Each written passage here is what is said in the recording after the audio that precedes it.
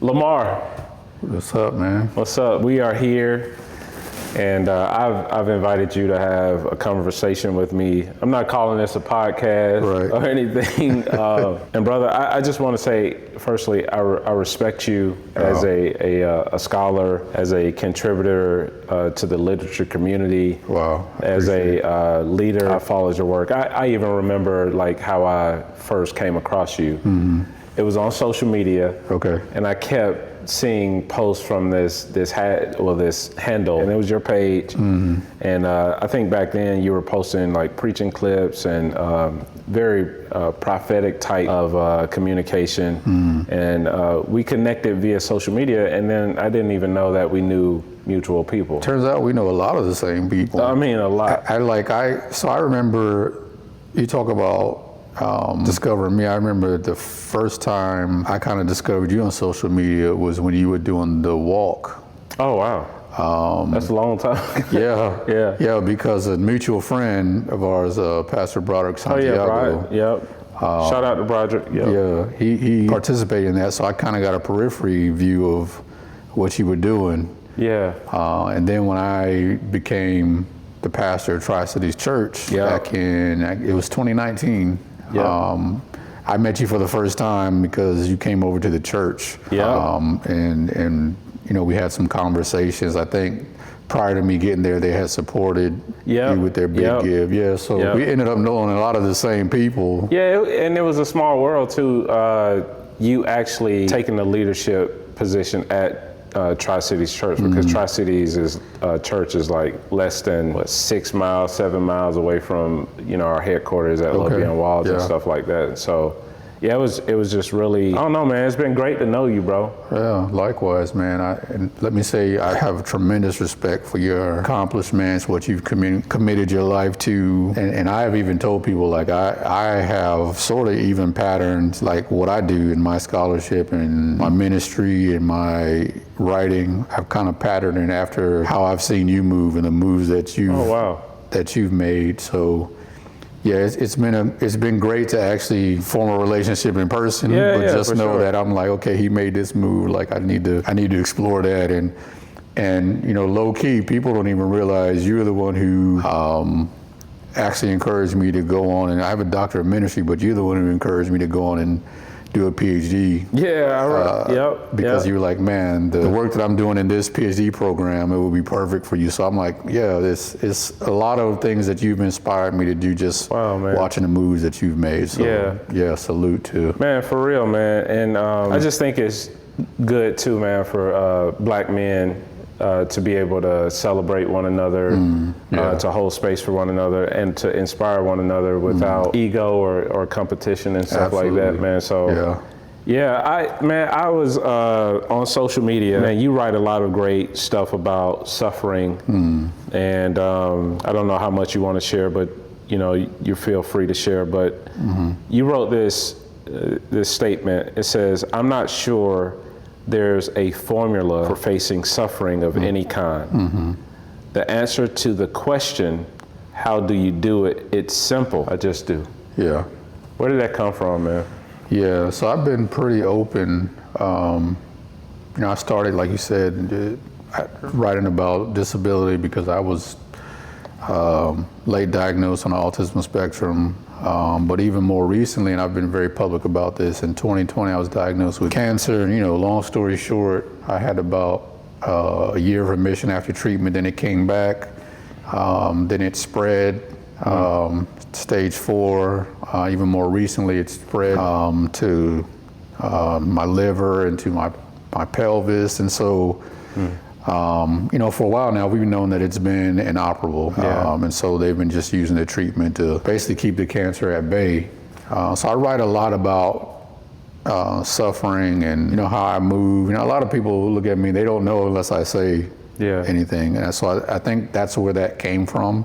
Is people, over the last 5 years have asked me, well, how do you do it? And as a theologian, there's a lot of things that are put out there in writing and in blogging and, even podcasts that I think are kind of surface platitudes on how to, like, there's always a formula or there's a scripture to pray or there's, and, I personally have found through my own journey, that none of that is true, right? Right. And so when people say, how do you do it? I think, I just wanted to let them know I just do. You do all the things you do.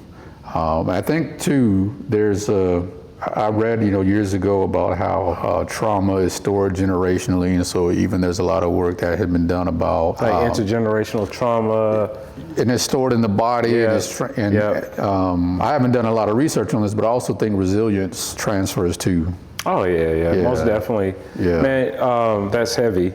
I just want to thank you for sharing your personal story, not just here in this conversation, but publicly, man, and sometimes I read the comments when you talk about your journey with cancer, how encouraging it is to others, but also like the support of the community. And I do want to just say that, man, you're really gracious, because I remember when I was in the hospital with my father, who was also battling cancer, while you're journeying through your own, you would reach out to me, bro.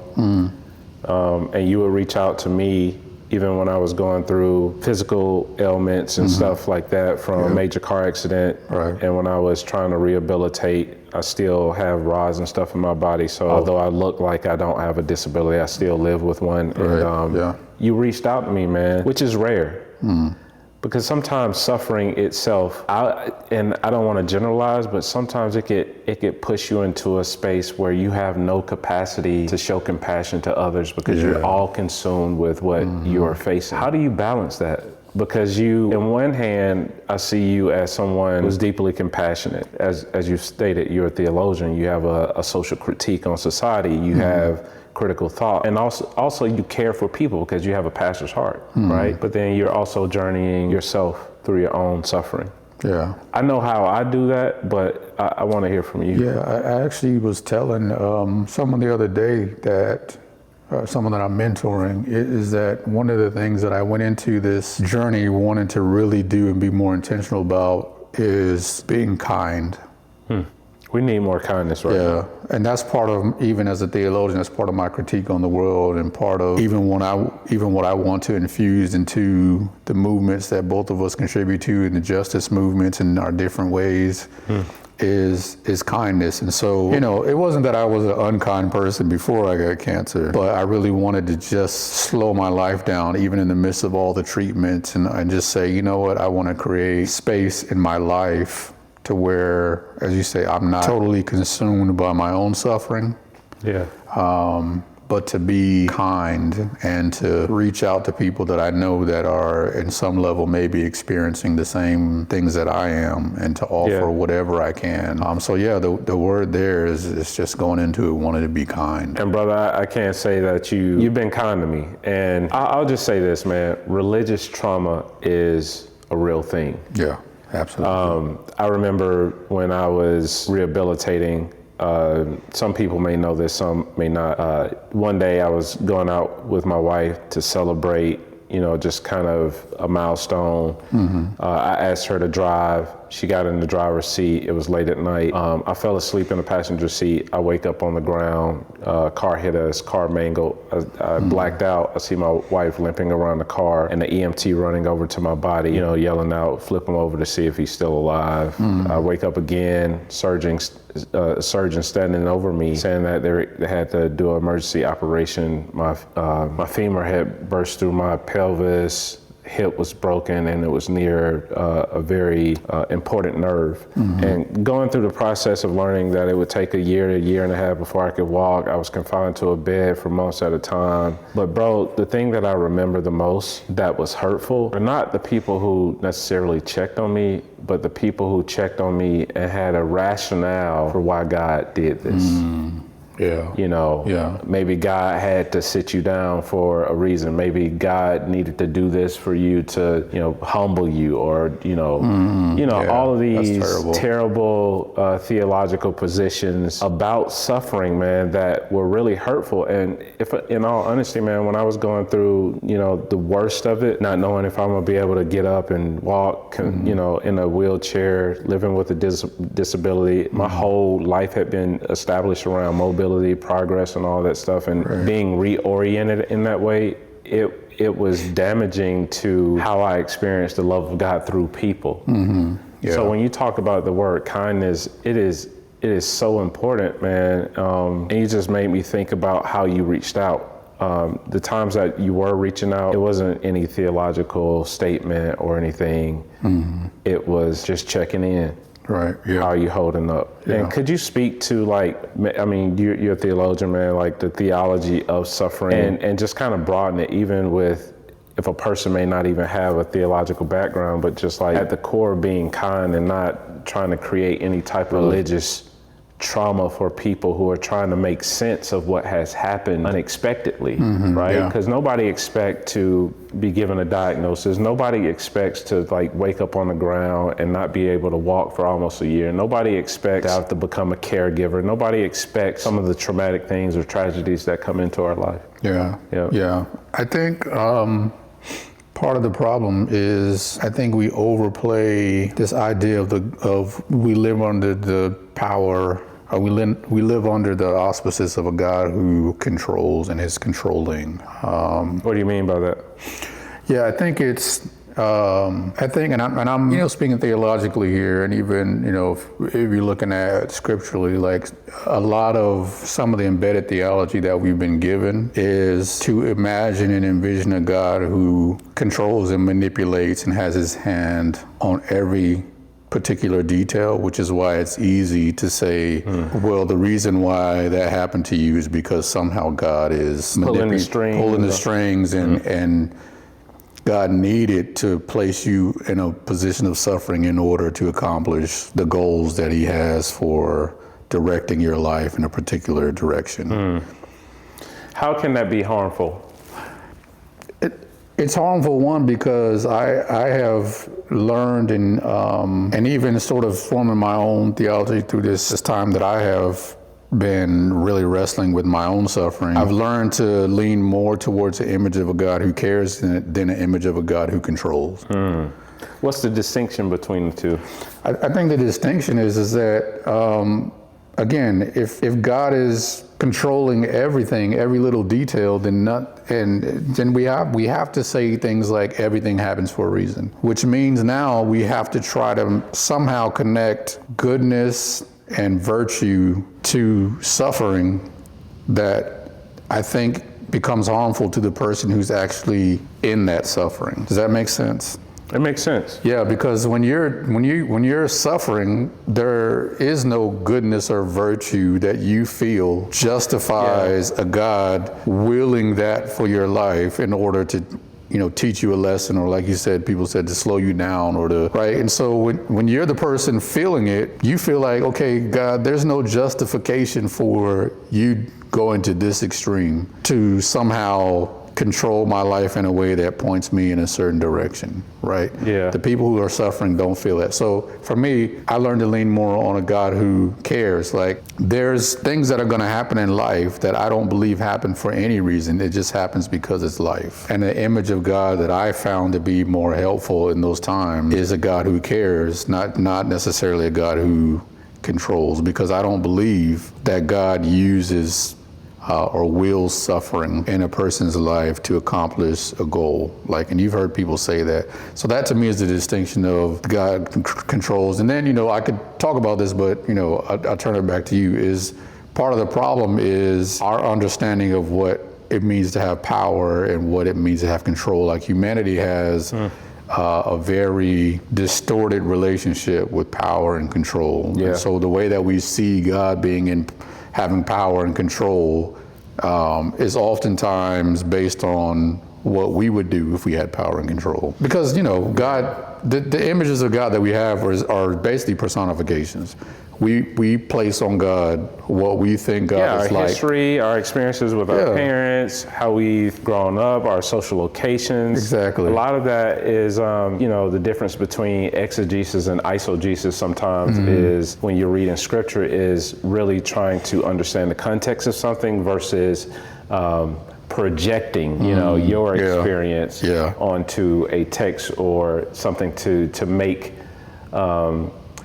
make sense of how you think God is or what God would do, etc. Yeah. Bro, and even just practically and personally, like I think some of I can remember, bro, I was taking 20 plus pills a day, sleeping 2 hours a day, nerve medication, neuropathy, you know, I mean, you talked about it. There was moments when I literally physically, I could not get up out of the bed, like if it had not been for my wife, and I'm pretty sure you have those testimonies of you and your family too, man, your wife. There were days where I did not have nothing to give. And when I say give, I'm not talking about giving other people, I'm just saying out of the exhaustion of how I was feeling in the moment, I felt like I couldn't give myself to do or accomplish certain things. And then you would receive a text message and you read it and they would say, you need to move past this, you know, you need to be praising God. Or you need to be, you know, trying to make me rush past my grief moment, the trauma of the suffering, and even, you know, my perception of how I was viewing God caring in this moment. You know what I mean? Like it was very harmful, man. And I went through a period where I was angry at people who had any type of theological rationale about what I was going through, and I was upset at not fully understanding the way life was unfolding, and I was moving from an oriented place to a disoriented place, and so like it kind of, you know, like you talked about, like, man, when you really go through something, it disrupts your theological understanding of what you once knew, right? Like it's tested, it's tried, and all that stuff, and I'm in a new oriented place now, and I think sometimes people who don't have the space or capacity to sit with others in suffering because they have not found the intimacy of maybe confronting their own grief, befriending their own grief, or learning how to suffer and be vulnerable in the moment to really understand how to verbalize, how to be vulnerable, how to walk through a healing process. And I'm not talking about just physical healing, but healing in your understanding and your perception of like how all these things are unfolding, man. It can be traumatic for people. What would you say to people that may cause religious trauma, or people who run from suffering and don't necessarily know how to engage, or may not even understand how? Because sometimes there's a part of people too that are just afraid. Like, I'm afraid to reach out after you experience loss. I'm afraid to reach out and say the wrong thing. What kind of statements or words can you give to people who may just not have the right things to say or need some guidance in that? Because sometimes I reach out to you, bro, and I honestly don't know what to say, but I just say I'm thinking about you, bro, and you know, I appreciate you. And I appreciate that. Let me say I appreciate, you know, you talked about me reaching out, but I appreciate, you know, the reciprocation. And honestly, that's what I would tell people, is that sometimes we need to resist the urge to try to make sense out of something, or fix something, right? To make sense out of it, or to bring closure, or to say words that you think are gonna fix the situation. Sometimes it's just being present. And even if you can't be physically present, like a text message saying, I'm thinking about you, or how's it going? You're at least digitally present. You're allowing that person to know that I just wanna sit with you in this. I don't have the words. I'm not going to try to pretend like I have the words. I'm not going to pretend like I have a theological understanding that's going to make this better. It's just being present. You know, one of the things I like people like to use the 23rd Psalm, but one of the things I like, and I often say, is that when David, the writer that says he's in the valley, nowhere in that 23rd Psalm does God have a speaking role. But yet David is convinced that God is with him, which suggests to me that I don't always have to have a speaking role when you're in the valley. I just need to find a way to convince you that I'm with you. And so that's what I would say to people is, and that's what I would even say that you did for me, is to say, you know, I don't know what to say, but I just want you to feel my presence and to know that I'm with you, even if we're not in the same room. So that's what I would say with people. You know, don't be afraid to just do that. You know, I learned that, to be honest with you, Terrence, I learned that I spent almost 4 years as a hospice chaplain. Oh, wow. And so I learned the ministry of presence. I learned there were times where I would go on-call calls after hours for families who, I've held many of hands as they took their last breath and have been with families. And a lot of times I learned the best thing to do was just show up. Mm-hmm. Sometimes I would literally sit hours in a room with people whose loved one is dying, and I'm sitting next to them and never said a word. And I think that part of it too is we're uncomfortable with silence, especially in religious spaces. We're uncomfortable with silence to the degree that we think we always have to say something, or we always have the right thing to say. Yeah. I've become not only comfortable with navigating my own suffering, but comfortable with sitting with people in theirs, but also I've become extremely comfortable with silence, which I think is one of the most underutilized tools in our toolbox to help people navigate through suffering, is just sitting with them. That's real, man. I would say too that silence and suffering has informed and shaped not only my personal growth and introspection, but like the way that I write, the way that I communicate, the way that I am intentional about seeing other people, right? Yeah. And I feel like we've gone through this whole, take up space, kind of like a self-indulgence of like, through digital spaces. And it's always all about the self, that we forget that there are people standing right next to us who just lost a father like I did, or may have had to go through a challenge or a diagnosis or whatever, man. And I'm just always conscious of like everybody that we meet is carrying a story.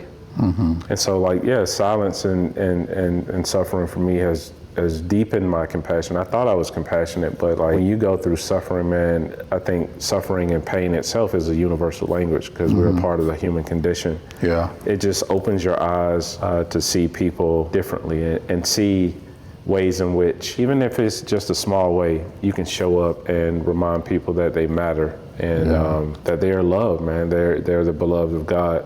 Yeah. I know. Now you said something that I want to actually ask you about, because I know you have a new book coming out soon. Yeah.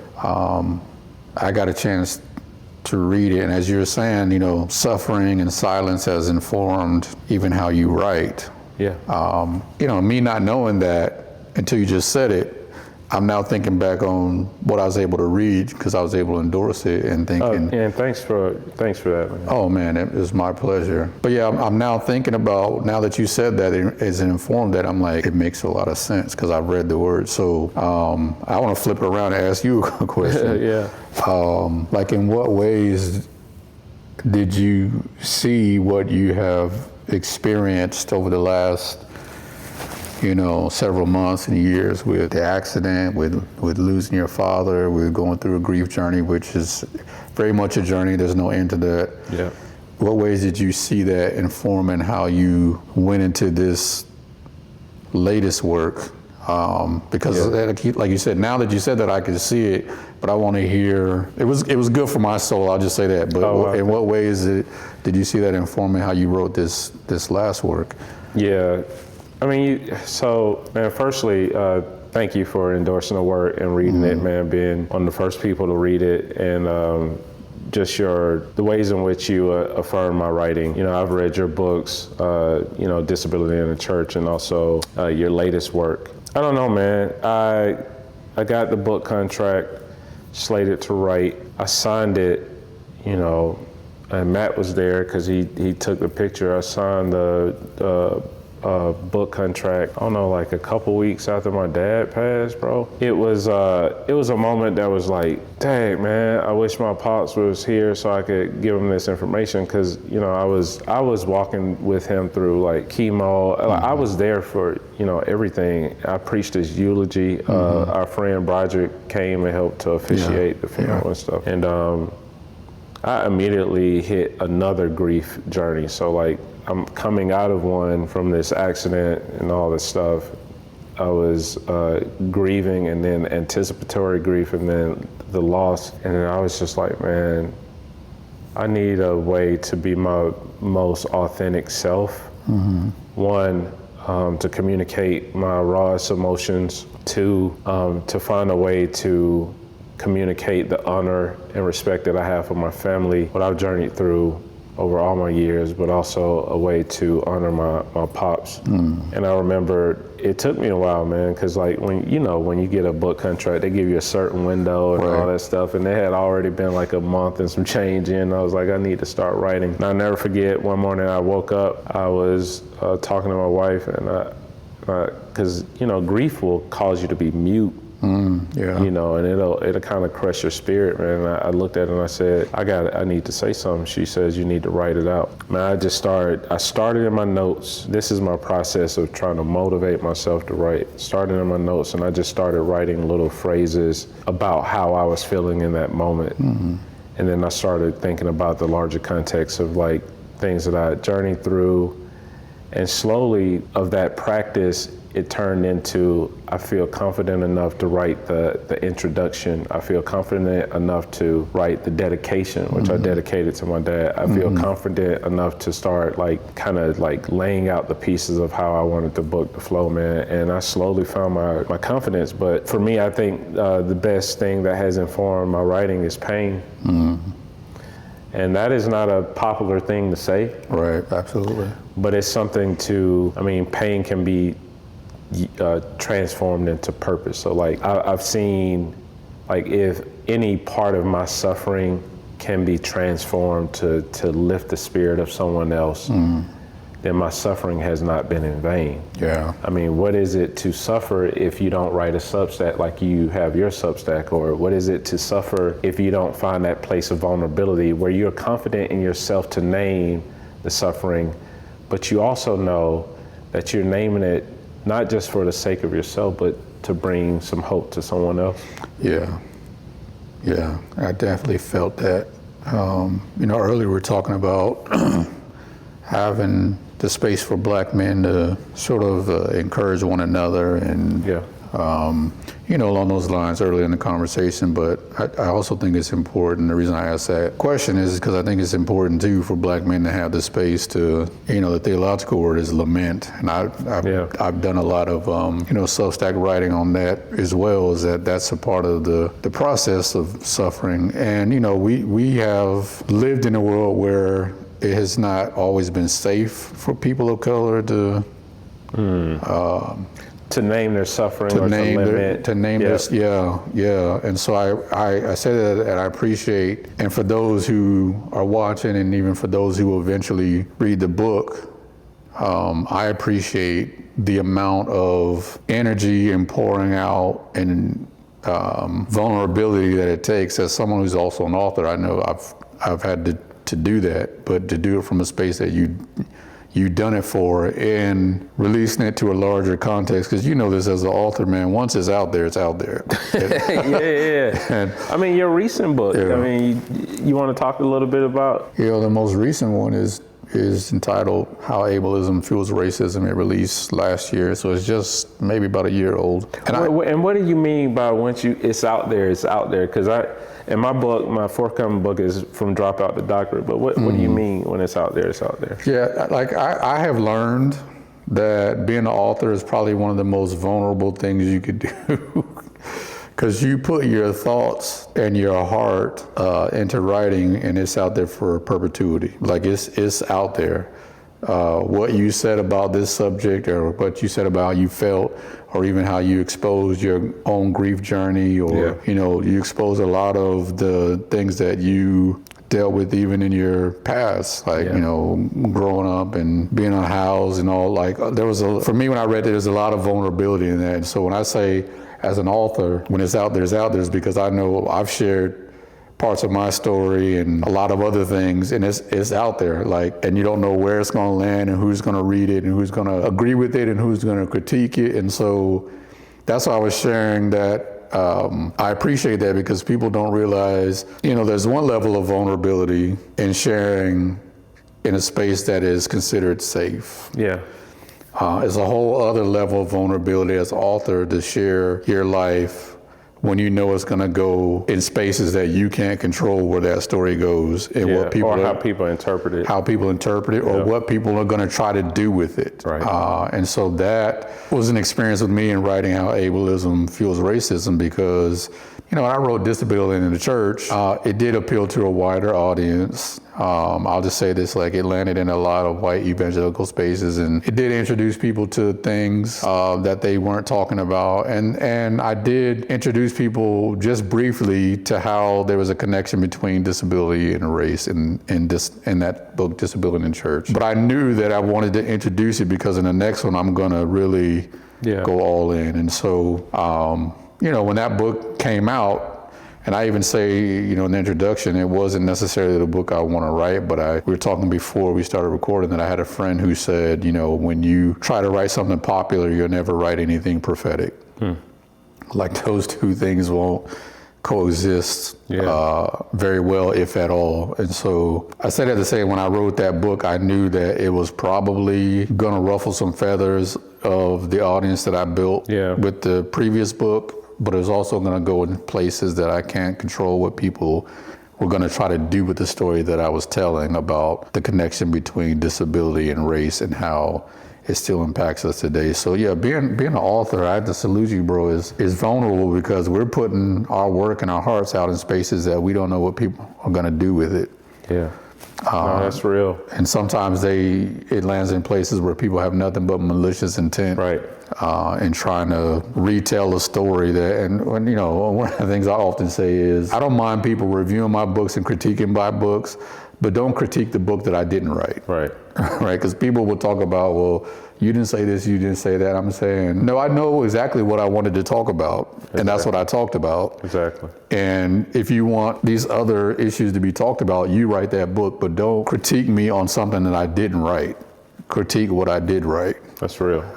And so, that's part of the vulnerability of just us putting stuff out there into the world. Yeah, man. I mean, I guess the way that I'm reconciling that is just by saying that this is what I'm committing my life to. And there are certain things that you are just, this is the thing you will, go out of this world standing for, right? Yeah. Compassion, justice, dignity, all of these things, man. And so, I learned a long time ago that you can never become an expert in someone else's narrative. Because it's not yours. You could have a critique, but you really don't understand until you've walked in their shoes. Yeah. And I know nobody has lived my life or had to write probably the most vulnerable book that I've had to write right after loss, after loss, after loss. Yeah. Nobody knows, your perspective of disability, the ways in which it has informed you personally, but also through your own scholarship, man. And so I even approach this in the work that we do through our organization too, man. Like when we come to serve people, it's not to hand out anybody anything, it's to find ways to stand with them where they are. And that's just the ethic that I've developed over time. Yeah.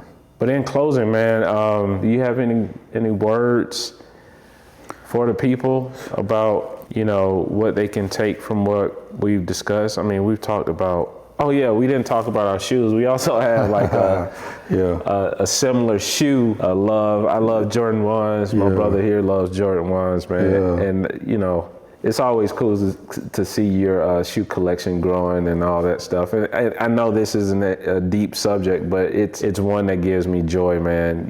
There's not many things that give me joy outside of my family and some of the stuff that I do than just collecting shoes and talking about that with my son and stuff. Funny thing is, I really didn't start becoming a collector. Like I've always, Moses has similar stories of always wanting these types of shoes when you're young, but not being able to afford them. And so, we get to a place where I could afford it. I didn't start collecting until like 2018, 2019. Oh, yeah. But the way that it had become a thing is when I would go to chemo, a couple of times I posted my shoes, and hashtag the chemo kicks. Yeah. And I stopped doing that for, a couple of sessions, and people were like, wait a minute. Yeah, where the kicks at? Where the kicks at? That's actually how I was keeping up with your shoes, man. So it just, to be honest with you, it became its own thing. Like I couldn't stop doing it because people didn't. Yeah. They wouldn't let me. So it's just a love of fashion and, like you said, just finding ways to inject joy into a journey that has been very challenging. And so joy. Yeah. That's how we should end, man. What is giving you joy in suffering right now? I'll let you go and then I'll go. Yeah. For me, man, it's been family. Anybody who follows me online or social media knows I'm a huge family guy. Yeah. My wife and I, coming this January, will celebrate 25 years of being married. 25 years. 25 years. Congratulations, bro. I celebrate 19 next month. Okay, happy anniversary in advance. Yeah. So we 25 years. She's really the only girlfriend I ever had. Like, we started dating when we were 18. We met in college. Y'all been locked in. Yeah, I think she just turned 19. Oh wow, yeah. Like when we made it official. So we just been together. Yeah. It's kind of like her and I joke about starting a podcast. If you ever watched like the old In Living Color skit where there were two older black couple, and they would talk bad about each other and try to do various funny things to each other behind each other's back. But then the end of the skit, they'd always say, "But we still together." Yeah. So I told my wife, we need to start a podcast called "We Still Together." We still together. Because we've been through a lot. But yeah, that gives me joy. And we have 3 beautiful boys. We have a 20-year-old who's a college student, a 16-year-old, and a 12-year-old. And just watching them grow, the joy of fatherhood, of raising them to be black men in this world. Yeah. It could be heavy, but I find joy in that. Going to my youngest son's basketball games. Our middle son does tennis. My wife and I I posted the other day that we don't just love each other, like we really like each other. Oh man, come on.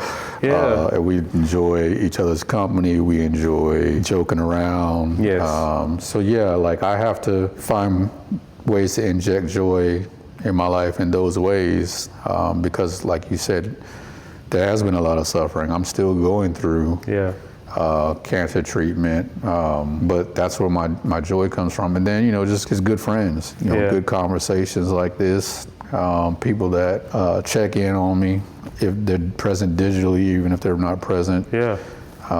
That brings me joy. And being able to be, as black men, to just, we're pushing back against the narrative that we can't be these type of men and have these kind of conversations and enjoy each other's company and celebrate one another. That's right. So I take joy in us slowly chipping away and eroding at a narrative that has dehumanized us. Yeah. Yeah. I find joy in that. Joy. Yeah. Gotta find joy. Yeah. Man, and I'll say in closing, man, as you know, I'm a huge family guy as well. Absolutely. We have a lot of similarities. I actually like my wife. I love my wife. Yeah. She's my best friend. We hang out all the time, jokes. Even with my kids, man, we just have a really close bond. And I think suffering has amplified that. Yeah. Where sometimes suffering makes you focus in on the things that matter most. Absolutely. The things that, will outlive you. The things that, people will take parts of, your life and legacy and all that stuff. And that for me is my wife and my kids, man. I have a daughter and a son. And serving, writing, public life, all of that is cool. But at the end of the day, man, it's family and a few friendships that brings me joy. Deep conversations, movies. We watch a lot of movies. We play a lot of card games. We love to travel. Me and my son like to play basketball. I have a clip I posted of me dunking on him here recently. My daughter, we like writing together. Even we just wrote a children's book. We doing work in the community. We love to serve together too, man. Yeah, I think that's big. That brings me a lot of joy with my family to know that we're living out the call together. I don't know, man, family. Yeah. I'll be married 19 years, bro, next month. Yeah. Where's the time going, bro? Yeah. So. Yeah. Wow, man, it just, joy. Yeah. If you're going through suffering, if you are in a place where you are wrestling theologically, even just like with your humanity and how people have treated you, I would just say, you're not alone. Yeah, absolutely. That there are unique ways to find joy in the midst of suffering. And I don't know, man. You want to pray for people if they're suffering? Yeah, man. Let's do it. God, we are so thankful for the ways in which you constantly reveal yourself to us. We're so thankful for the ways that you constantly correct some of the bad assumptions that we've had about who you are and what you do and what your role is in our lives and in this world. And we're particularly thankful for the ways in which you continue to reveal yourself in the midst of suffering and how you help us to connect the dots about what's most important, but also how you help us connect with you in new and profound ways that help us shed some of the harm that has been done in the past by those sometimes well-meaning people who are just unsure of how to represent you in ways that are healthy and helpful. But somehow you continue to shine through those traumatic experiences and you shine through those moments of suffering. And so I want to pray for those who have yet to discover you in those new ways, that you would, in a profound way, reveal yourself in new ways that are healing in the midst of suffering, that are helpful in the midst of suffering, that are not harmful in the midst of suffering, in the same ways that you continue to unfold who you are to both me and Terrence. We pray that you would also help people to find the joy in the midst of some of the things that are just a part of this world and a part of this life. Help them to find inspiration in the most unlikely of places. We pray this in the name of the one who you sent to embody the human experience. And we pray that in Jesus' name.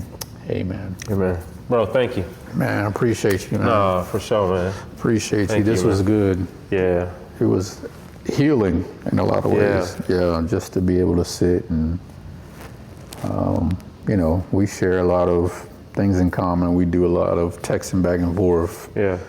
But it's good to be able to just sit with you, brother, and just, oh, for sure. Yeah, have a conversation face to face. Yeah. Yeah, I appreciate it. No, I appreciate you, bro.